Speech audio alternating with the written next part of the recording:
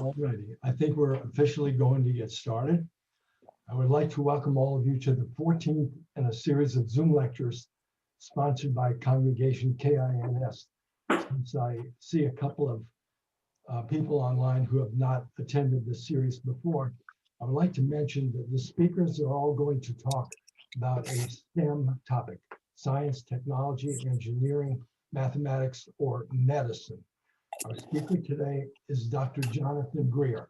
Dr. Greer received an AB degree in biochemistry from Princeton University, completed his PhD degree at Cambridge University in Cambridge, England, completed a postdoctoral fellowship at Yale University, served for 10 years on the faculty of Columbia University in the Department of Biological Science. And after leaving academia, he directed research programs at Abbott Laboratories for 30 years in a field that I'm sure you're all very familiar with, the three-dimensional structure of protein targets to discover novel pharmaceutical agents.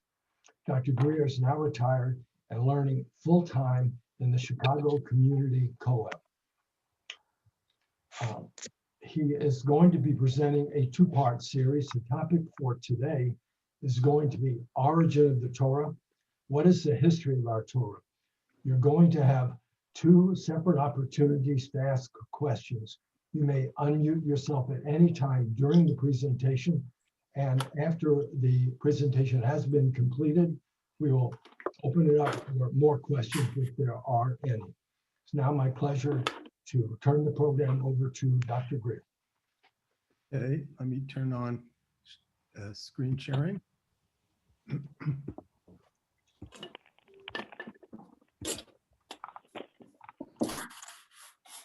Can you hear me and see the slides? Yes. Yes. Yes. Okay. So the subject that we're going to talk about this time and next time is the origin of the Torah. We're going to look at it from two perspectives, the history of the Torah from the Jewish perspective, and this time and next time we're going to talk about how science views the Torah, and we will respond to their view. When I talk about the Torah for purposes of today's discussion, I'm referring to the Chumash, or the 5 books of Moses, as we call it. I'm not referring to Tanakh. I'm not referring to the Nevi'im, prophets, or Tzuvim writings, solely the Chumash, the 5 books of Moses. Now, we need to remember that this consists, from a Jewish perspective, of 2 parts. There is a written text, or the Ksav, that which appears in the Sefer Torah, and then there is the way the text is read, or the Kri. Our tradition of the Torah consists of both parts, and the meaning of the text is defined by the way that written text is read. I think you will agree with me that the Torah is indisputably the most important literary work in human history. Of course, it's not only important to Jews, but it's important to Christians, it's important to Muslims, it's important to the majority of humans that live today. Therefore, it would not surprise you that it doesn't escape scientific attention as to its origin. Not surprisingly, science has a quite different view of the origin of the Torah than we do. When I began to prepare this lecture, I realized that most of us really do not know how the text of our Torah got to us today. We have this concept of it being handed down from father to son, but we really don't understand the evolution or the passing on of the Torah in detail. And so in this first lecture today, I'm going to review what we know of the history of the Torah from the Jewish perspective. Then next time, we'll describe how science views the origin of the Torah, and we will respond to it in detail. From a Jewish perspective, the Torah is a unique document. And there are interesting facts associated with that. For example, there are a number of Gemaras that teach us that the Torah was created 974 generations before creation. You may wonder where this number comes from. It's because it really means that since Torah was given 26 generations after creation, the Torah was created, so to speak, 1,000 generations before it was given to us. And there are at least 3 Gemaras and Midrashim that cite this. There's a Medrash that tells us that the Torah was created 2,000 years before creation. And finally, there are many Midrashim that teach us that the Torah served as the blueprint for creation. As the phrase says, Istaka ba'oraisa uvora alma. Hashem looked into the Torah, and using the words of the Torah actually achieves creation. Now, we need to understand, of course, that these concepts are very esoteric, beyond today's lecture, clearly, and need a whole separate discussion of their own, which perhaps we're not even competent to do.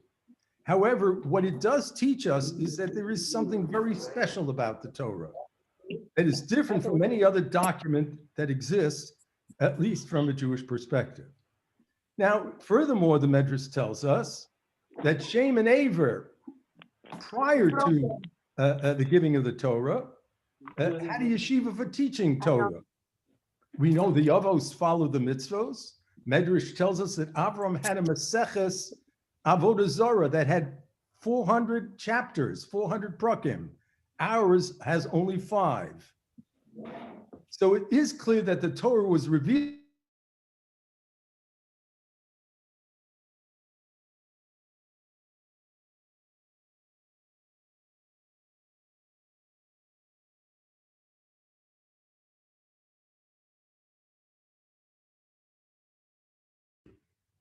Okay.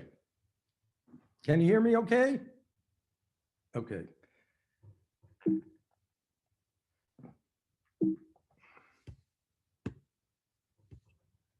Now, when was the Torah given to us first? It's a basic tenet of Judaism that Torah was revealed to us at Har Sinai in the year 2448. Now, this is a good time to describe the numbers that I'm going to use. So we know that we count Jewish years from creation. So for example, this year we are 5,781, what I call Leminyan Brias Ha'olam, the numbering from the creation of the world. In that numbering system, Ma'amad Har Sinai, the giving of the Torah Har Sinai, occurred in the year 2448. This corresponds to, in the secular calendar, the year 1312 before the Common Era. Now, all these numbers could be plus or minus 1, but for our purposes, that's good. We're not interested in the precise details of what these numbers are. Now, the Gemara in Gittin cites 2 basic opinions as to how the Torah was given to us. A basic portion of the Torah was given at Har Sinai, and then, according to one opinion, section by section, as each event occurs, the Torah is revealed to us until finally it's completed at the end of the 40-year sojourn in the desert at Arvos Moav, just prior to entering Eretz Yisrael. The other view holds that while a basic part may have been given at Har Sinai, the total document is only given at Arvos Moav. Either way, by the time we get to Arvos Moav at the end of 40 years, the complete Torah has been given to Klal Yisrael. Just as an aside, there's a machlokas, a disagreement about the 8 last psukim of the Torah, which describe the death of Moshe Rabbeinu. One opinion holds in Menachos that Yehoshua wrote these last 8 lines. The other opinion holds that it's impossible if the whole Torah was not written by Moshe, and it was written by him with tears. However, as I said, everyone agrees by the time that Arvos Moav occurs, before the entry to Eretz Yisrael, the whole Torah has been given to Klal Yisrael. Some say on his last day, but at some point, Moshe Rabbeinu writes 13 Sifrei Torah. One of these is placed in or near the Aron Kodesh, which is in the Kodesh Kodashim of the Mishkan, and later the Beis Hamikdash, together with the Luchos. And of the other 12, one is given to each of the 12 tribes. We can now ask a different question, just as an aside, since we're talking about the origin of the Torah. What form did this Sifrei Torah appear? There's a Gemara in Sanhedrin that brings three different opinions. One opinion, Mar Zutra, says that the Torah was originally given in Ksav Ivri. This is a writing very similar to Phoenician.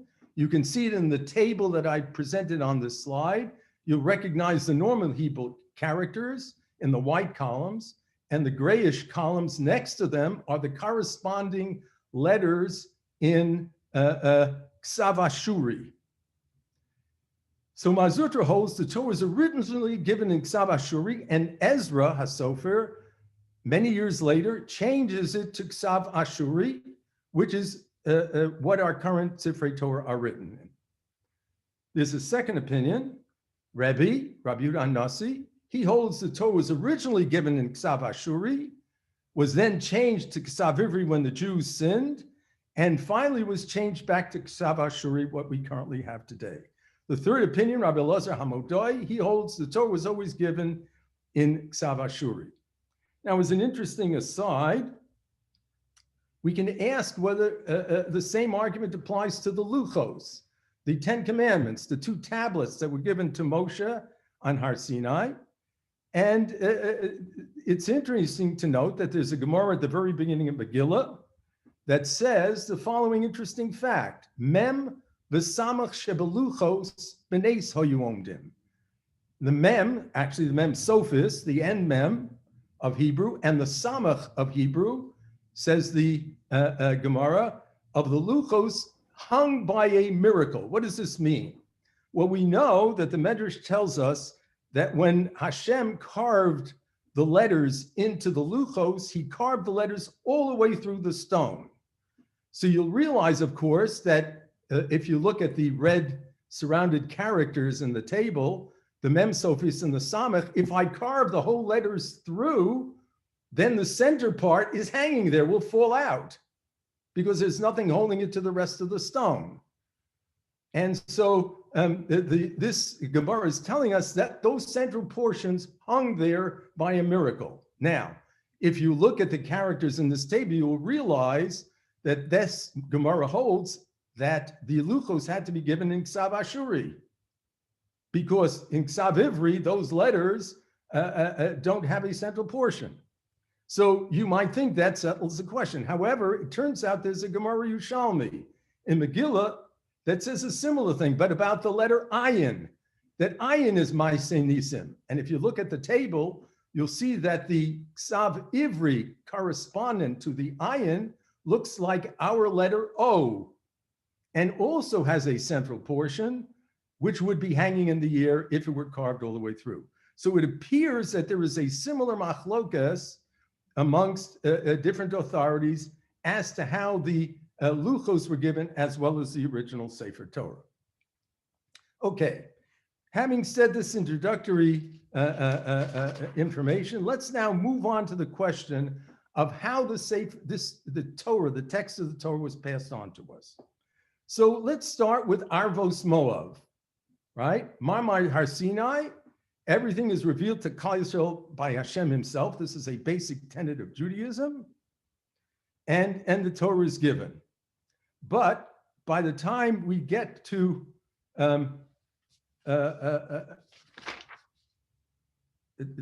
right, all the Shomos were present, including future ones, at Mamad Har Sinai, and this has important implications for us. Since it is from Hashem, it doesn't need to be changed. And if there were any changes, presumably it would require a similar convocation in order to do this. This means that from our perspective, revelation or any change of the Torah cannot be done by a single individual. It has to be something similar to Mamad Har Sinai, where everyone is present if anything were to change. And this, of course, is the halacha. Okay, now, Moshe's 13 Sifrei Torah are the starting point of our odyssey through Jewish history to the current time for our text. These 13 Sifrei Torah, one which resided in the Mishkan and then later in the Beis HaMikdash, and the others which were distributed to the Shvatim, were meant to be the gold standard for all future Sifrei Torah to be compared for accuracy and authenticity. And this, of course, now is at Arbos Moav in the year 2488.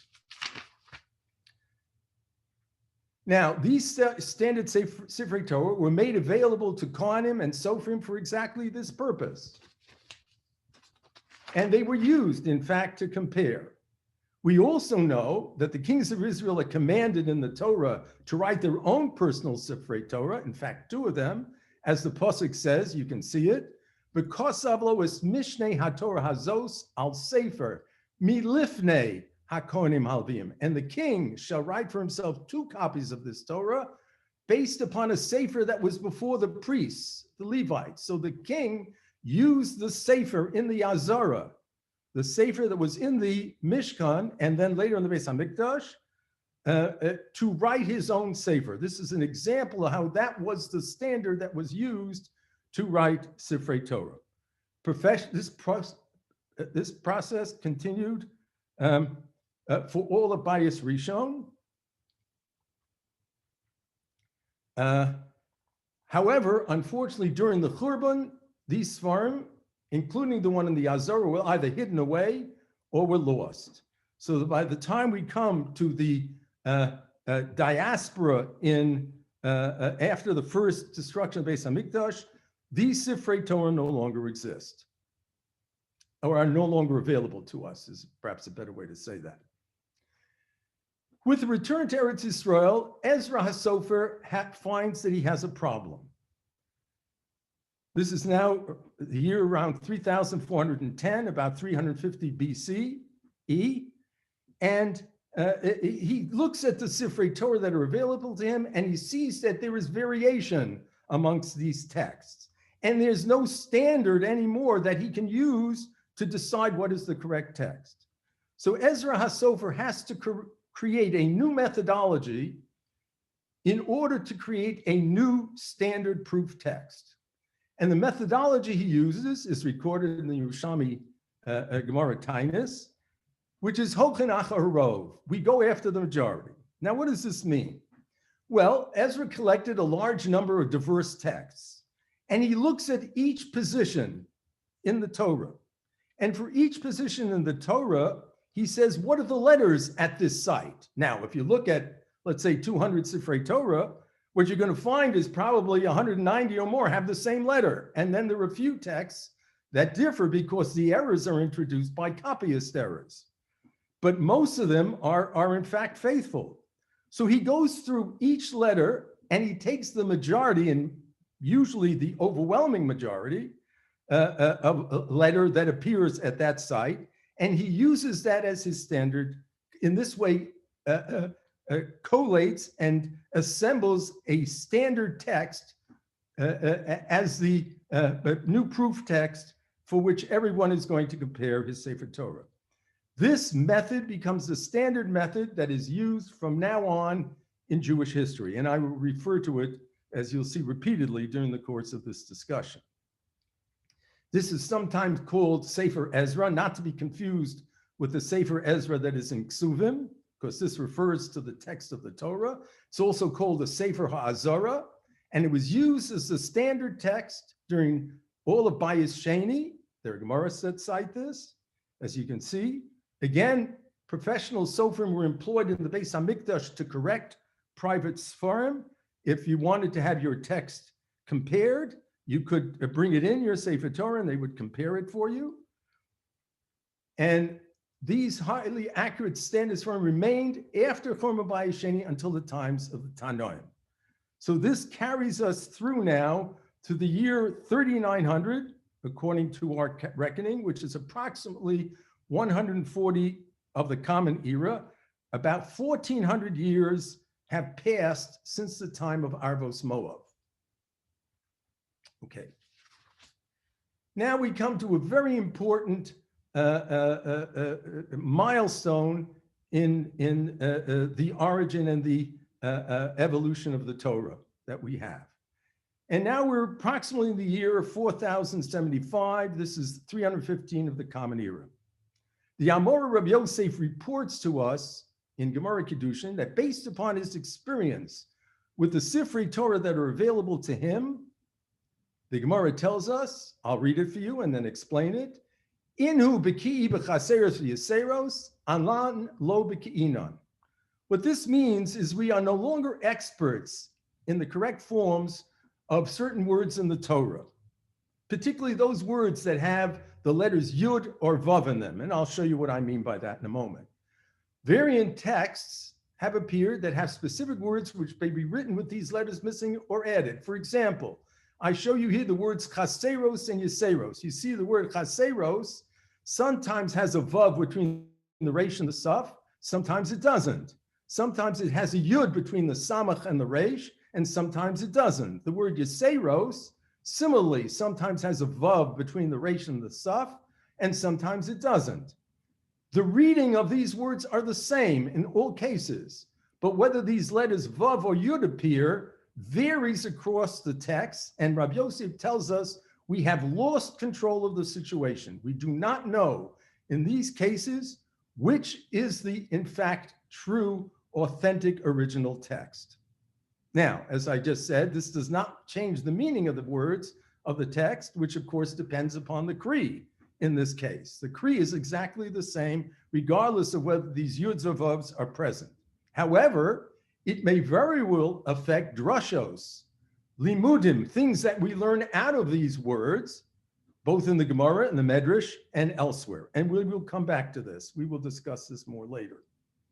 Of course, it also directly affects letter counts of the Torah. You know, we count the number of letters in Sefer Bereshis, the number of letters in Parshas Bereshis. It will, of course, affect those numbers. But if there are enough differences, pluses and minuses, that number becomes less meaningful. Okay. The Masoraim, the Masoretes, after the completion of the Gemara, continued using the majority method that Ezra developed to resolve variations in the text. In Tiberia, in the late 10th century of the Common Era, around the year 4750, is the next set of major milestones. Aaron ben Moshe ben Asher, known most commonly as Ben Azer, collects and collates a very large number of texts to create a new standard. This is known as the Ben Azer text, or the Keser Aram Sova, or most commonly known as the Aleppo Codex. This text is accepted and promulgated by the Rambam.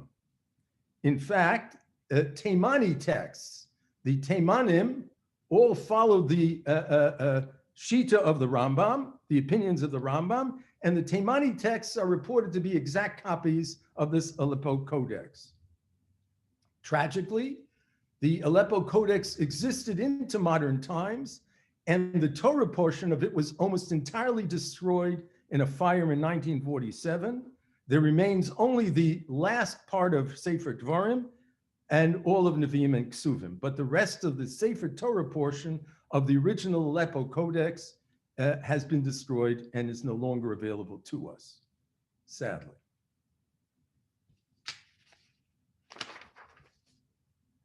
The next milestone is Rabbi Meir Halevi Abulafia, known as the Rama, not to be confused with the Rama of the Shulchan Aruch, which is Reish Mem Aleph. This is the Rama.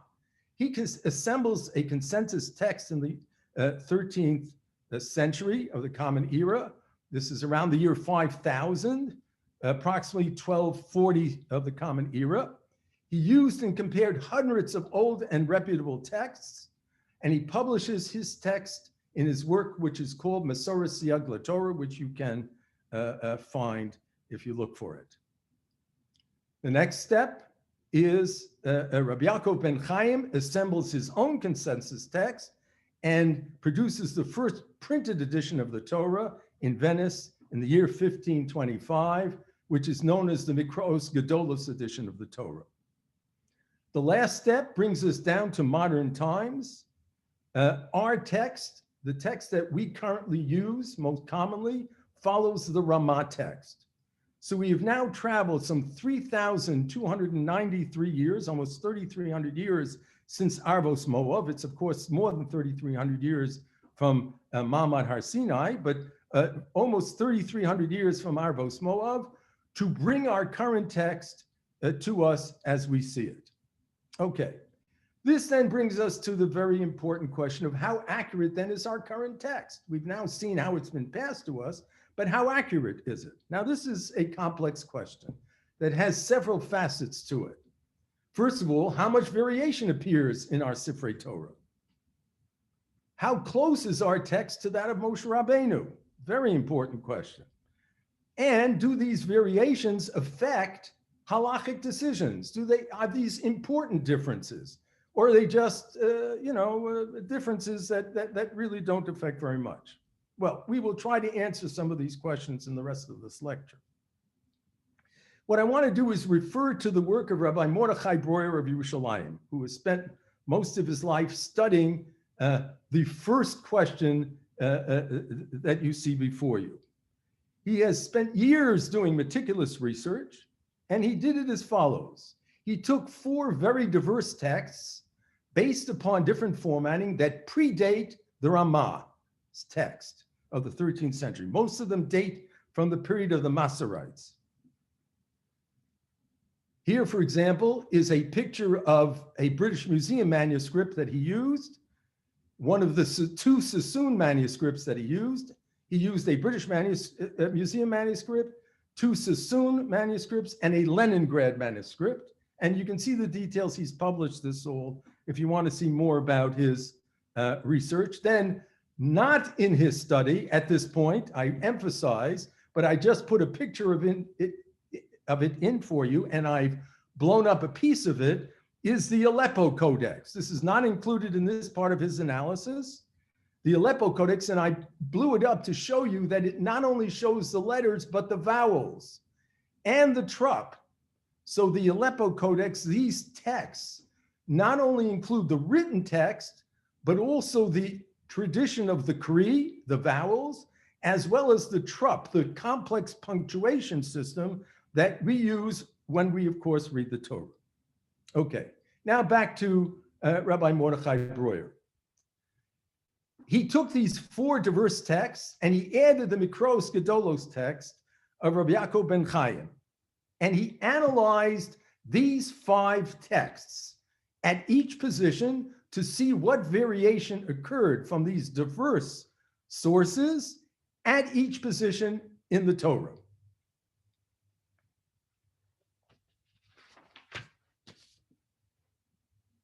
After he got his results, he compared his results, his consensus text that he produced, with the Rama text, our standard text, and the Taimani texts in order to see how it would compare to the Ben Azer or Aleppo Codex, as we call it, because as we said, the Taimani texts are the closest we have to compare to what was the original Aleppo Codex. So let's look at what his results are. And I'm going to show it to you in a table and develop it piece by piece so you can see in summation what his results are. So first of all, let's start with the Torah. The Torah contains 304,805 letters. Okay, approximately 300,000 letters. The first thing he asked is, if I look at these 5 diverse texts, right, the Leningrad text, the 2 Sassoon texts, the British Museum text, and the Mikros Gedolos text, how many of them have the same letter at a site? In other words, 5 out of the 5 texts agree. He found that 304,585 agreed, and only 220 sites had a differing letter amongst the 5. Okay, that's pretty remarkable. That means there is a difference in less than 1 in 1,000 letters. That's, by the way, the percent number is a percent. That means it's less than 0.1% difference across the whole text in these 5 texts. Then he said, but we hold with the majority, Holchanach or Harov. majority. So he said, I'm not even going to use the majority. I'm going to go better than that. I'm going to do 4 out of 5. How do 4 out of the 5 agree? The majority would just be 3 out of the 5. How do 4 out of the 5 agree? And when he did this, there were differences in only 20 positions. That's 1 in 15,000 positions. Unbelievably remarkable. He then looked at various Masoretic sources and was able to reduce that 20 down to 6. So at the end of the day, in this analysis of these 5 texts, together with some supporting material, he was able to show that there were only 6 positions that had any differences. That is less than 1 in 50,000 letters of the Torah. And as you see at the bottom of the slide, all those changes are in the Chaseros and Yeseros, in these Yuds and Vavs that Rabbi Yosef already told us we have lost control of, with one exception. There is one side, I'll show it to you in a minute, where one word ends with either a hey or an aleph. And in all these cases, there are no differences in meaning in the text. Okay. Then he took his consensus text and he compared it to the Rama text. And here he found that there were, as you see on the right of the slide, only 6 differences between his consensus text and the Rama text. Only 6 additional differences to make a total of 12. When he compared it to the Taimani texts, which now, remember, represent the Aleppo Codex, there were 0 differences. Remarkable, 0 differences. Then he said, if I take the Rama text and I take the Taimani text and ask 3 out of the 5 originals to agree, he found there were only 3 differences and the original 6 that were different from Rama, for a total of 9. 9 differences out of 304,805 letters. That is remarkably low, unbelievably low, in fact. Now let me show you some examples of what these differences are. So one column shows you how the word is spelled in the Rama text, a column for the Taimani, and the column for Reb Breuer's consensus text. So the first word, for example, is Minnesota. Minnesota. In the Rama text, it's with a vav, and that's chaser. It's missing in the other 2. Second word is mayonos. Again, it's chaser in the Taimani and the Breuer text. The next word is Vishimron. It's a name, Vishimron. There, it's mole. It's has the vav in Breuer and not in the other 2, etc. The last one shows you this unusual case, which is not the Chaseros or Yeseros. It's the word Daka. This is very famous, which in the Rama text has a hey at the end, and in the Taimani and Reb Breuer text has an aleph, but it does not change the meaning of the text. Now, out of interest, and to give you a sense of just how good this is, we attempted to compare this to other ancient texts, so to speak, that exist. And what we will compare it to is to the so-called Christian New Testament. Now, let's go through some of the properties. Age of these respective texts. Well, the Torah, from our perspective, is about 3,300 years old, as I've shown you. The Christian text is about 1,700 years old. Half the lifetime of our text. Number 2, we should point out that the Christian Testament has had a stable authority, the Catholic Church, in charge of it for this whole time, where, of course, over Jewish history, there has been no central authority. Certainly since the time of Churban Bayis Rishon, when Jews were spread over the diaspora, and communities, in many cases, didn't even communicate for centuries. Okay, so there was no central authority. The length of the text I've shown you for the Torah is similar in the case of the Christian Testament in length. Now let's look at what the data show. Now, I've shown you that for the Torah, changes with no meaning, no changes in meaning, there were 9 differences in the Torah. Christian authorities report over 200,000 differences in text in the Christian Testament. That's Unbelievable if you think about it. When it comes to changes in meaning, there were 0 differences in the Torah, over 400 in the Christian text, highly significant differences, 0, of course, in the Torah, and over 50 in the case of the Christian text. These are all, by the way, numbers reported by Christian scholars studying their own text. So you can see, this shows us the remarkable accuracy and precision with which our tradition of the Torah has been preserved into modern times. Conclusion, accuracy of our current Masoretic text is truly remarkable. I think that's the only thing we can say. Now, why is this true? Now, you know these laws, but I'll go through them with you quickly. Halacha stipulates that a Sefer Torah is disqualified if even a single letter is added or deleted, does not conform to the strict rules for the shape of that letter, does not have space around it. In other words, letters touch each other. If a single letter is cracked, erased, resembles another letter, it invalidates the whole Sefer Torah. If it doesn't have the precise interword spacing, if it doesn't conform to the sections, the psuchos and stumos, right? If it's written by heart, not from an existing text, it's invalid, even though it may be perfect. Every letter may be written beautifully, but if it was not written from an existing text, it's puzzle, it's no good.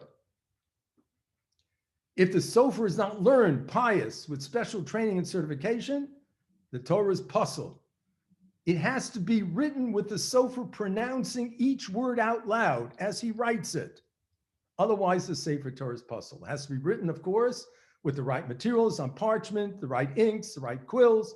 All these have to conform to these standard specifications. This shows us how careful we are for every letter of the Torah, and that is represented in the results that I just showed you as to how accurately this Torah has been passed on to us. Now, having said all that, let's face up to what the problems are that do exist. And there are some problems. There are a series of problems. For example, there are a number of Gemaras that quote psukim from which we learn halachos, dinim, actual laws, where the text that the Gemara cites differs from our current text. I'll give you one example. You see there it says tatfas, totfos, etc. Totfos is the reference to the chambers that are in our tefillin shel rosh. Our tefillin shel rosh has 4 chambers in it, in which there are 4 documents from the Torah, 4 pieces of the Torah. The Gemara derives this, it's actually a machokas beishamai beisilel, from the fact that one of the texts has the vav present, as you see there between the 2 tesses, and the other text has no vav. It says the one with 2 is 2, the one without a vav is each one, 2 plus 1 is 4, and that gives us 4 boxes that have to be in the tefillin shel rosh. If we look at our text in the Torah, 2 of our 3 places have the vav, not just 1. And only 1 of the 3 is completely chaser, has no vav. So it doesn't correspond. And this is a halacha. Okay. Next example. This doesn't involve halacha, but involves Rashi citing a medrash. Rashi cites a medrash in Breishis, where he looks at the word chanichav, and in our Torah it appears with a yud between the chaf and the vav, and he says, the medrash says chanichoksiv. That letter is written without the yud, to tell us that in fact when Abraham went chasing out to save Lot, he didn't do it with a whole little army. He did it with Eliezer. It was just one person, Eliezer, because chanicho is in the singular form, whereas chanichav is plural. So the Medrash says the text should be chanicho, singular, without the yud. But our text has, in fact, the yud there. So it doesn't correspond.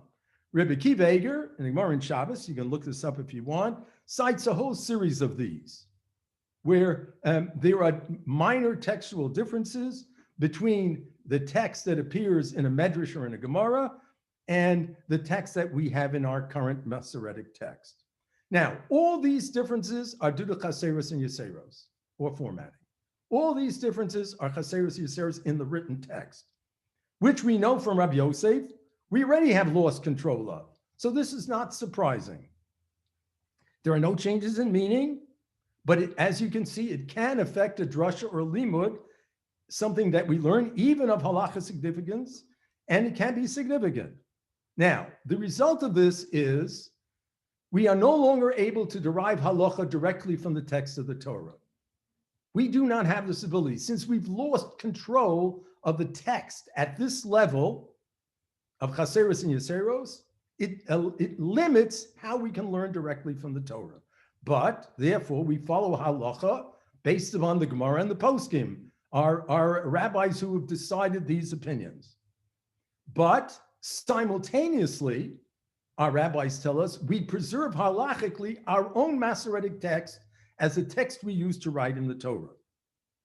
At the very least, this re-emphasizes to us the importance we place on every letter and every detail in the Torah. Okay, that's the end of the story for today. I don't have an answer for you as to how our text compares to that of Moshe Rabbeinu. I think we will have to wait until Mashiach comes to get the answer to that. But we have some sense that our text is remarkably accurate as it has been preserved to us. There are a small number of cases, let me say perhaps 20, 30, 50, I don't know what the precise number is, under 100, where there are differences that we see between Gemaras and Midrashim and our current text, but it is very minimal. It doesn't change the meaning, but it does change limudim and drushos that we do learn. Next time, we will describe how science views the origin of the Torah, and we will respond to it. And now I would be happy to answer any questions you have.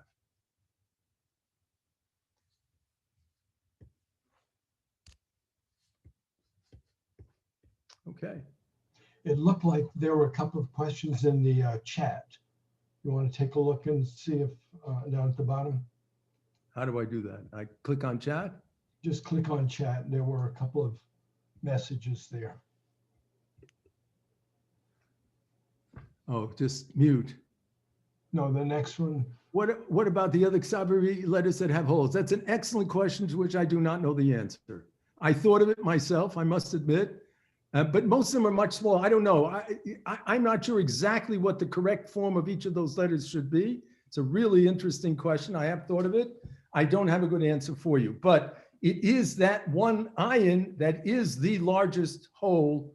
It would create the largest piece that would fall out. But your question is very good, for which unfortunately I don't have a good answer. Okay. Are there any other questions? If not, I would like to thank Dr. Greer for an excellent and very thought-provoking presentation today. Thanks to all of you who are participating in the meeting. And as Dr. Greer mentioned, he will be presenting next Tuesday at 12 noon on part 2, which is how does science view the Torah. If at any point in time you want to know what the upcoming topic is, simply go to the KINS website at congkins.org, and they will be posted there. And also, if anyone missed this meeting, they can go to the KINS website and look at right near the top, there's a link that will take you to all the presentations. They've all been recorded. They're logged in by date and then by topic, and you're welcome to visit that. And I'm going to share my screen with you for just one brief moment. Let's see if I can find it here.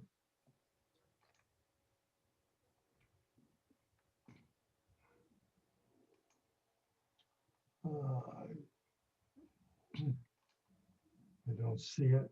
Let's see if I can get to it.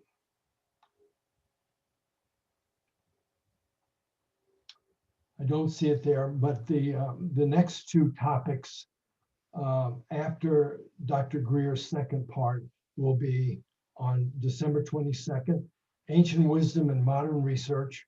Modern Research uncovers ancient truths. And on December 29th, the last topic of this year, Attitude of Gratitude, the Power of Hakaras HaTov. So hopefully you will all join us at that point in time. Wish you all a wonderful, pleasant day today, and we will see you next week. Thank you again, John.